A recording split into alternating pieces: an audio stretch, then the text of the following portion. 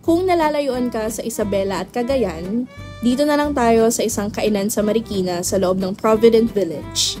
Pansit Kabagan, Pansit Batil Patong, at marami pang iba. Dito lang sa Kumanta.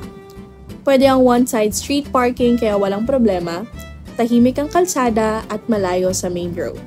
Ito yung ipipin nyo sa map at ito naman yung menu, pause nyo na lang. Maraming mode of payment bukod sa cash kaya less hassle. Habang niluluto ang orders nyo, pwede na kayo magtimpla ng sausawan at may free sabaw na rin.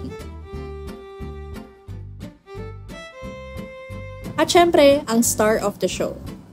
Pagdating sa serving, very generous sa sangkap, kaya walang dull moment hanggang maubos.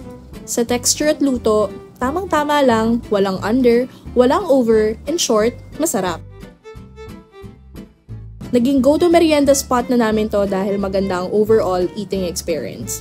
Alam mo yun, yung para bang umuwi ka sa lola mo para lutuan ka ng merienda? Ayos, diba?